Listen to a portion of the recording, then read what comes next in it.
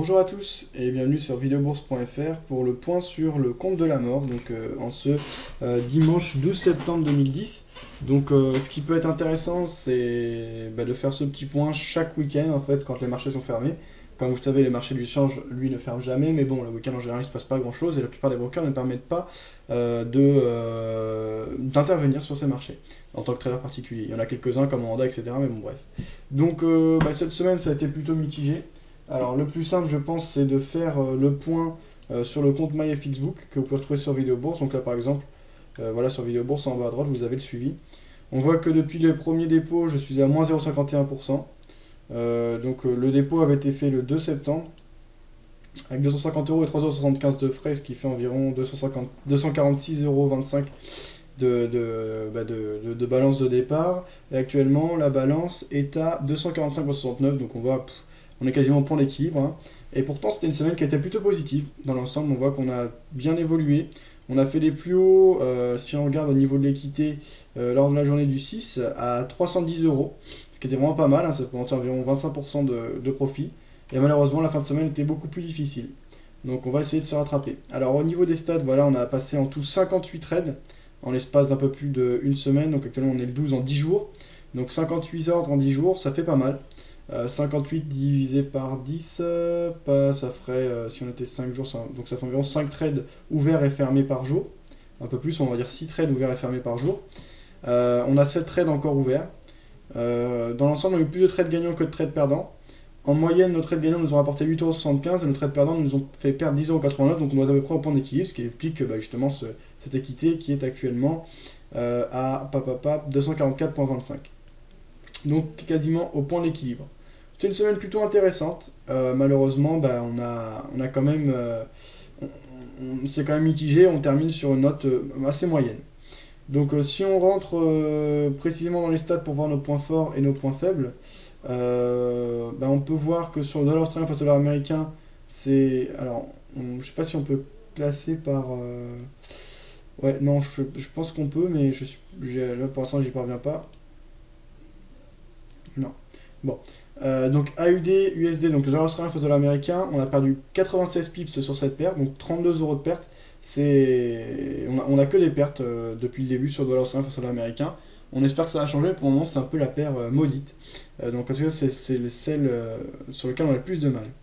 Euro-franc suisse, là ça se passe bien, on a un gain de 23 €. Donc on a 29% de trade perdants, donc on a 71% de trade gagnants. Euro, livre sterling, c'est une paire qui nous va plutôt bien également, 80% de trade gagnants. Euro, yen japonais, 75% de trade gagnants. Euro, dollar, 60% de trade gagnants. Le câble, donc GBP USD, on est à peu près au point d'équilibre, 57% de trade gagnants, 43% de trade perdants.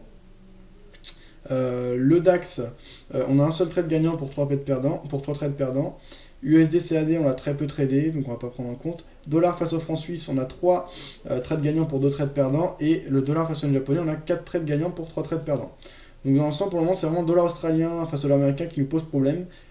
Une semaine, c'est pas assez pour juger, on verra comment ça évolue par la suite. Les stats les plus intéressantes, on vient de les voir. Le profit voilà, est moyen et mitigé, donc c'est une semaine plutôt moyenne. Alors si on fait un point sur nos positions en cours, il nous reste 7 positions ouvertes, dont une vente sur le dollar australien face au dollar américain. Donc ici on a un graphique hebdomadaire. Pourquoi? Parce que avec ce graphique hebdomadaire, on repère plus facilement la résistance oblique baissière qu'on a voulu jouer. Alors pas au départ, mais finalement on s'est aperçu que c'était un seuil intéressant. Donc il devrait repousser les cours à la baisse. On voit qu'on marque des plus hauts de plus en plus bas. Donc on a une hésitation quand même de la part des acheteurs. Et on sent une hésitation qui pourrait inciter à une reprise en main du marché par les baissiers. C'est pas le cas pour le moment, mais on verra comment ça évolue par la suite. Donc on a parlé sur ce scénario avec un objectif un peu plus bas que j'avais tracé, je crois, à partir de retracement de Fibonacci de la dernière tendance haussière, voilà, comme on le voit, qui sont placés juste au-dessus de la zone des 50%. On verra comment ça évolue. Si on doit franchir à la hausse la résistance très long terme qu'on repère en graphe hebdomadaire, on sortirait du trade en perte. Donc le trade est clairement encadré, donc pas de souci. On verra si on part sur un 7ème trade perdant d'affilée ou pas sur le dollar australien face au dollar américain. Alors le DAX qu'on a ici, on est sorti à la baisse de la tendance haussière court terme, on marque des plus hauts de plus en plus bas, donc là encore une hésitation.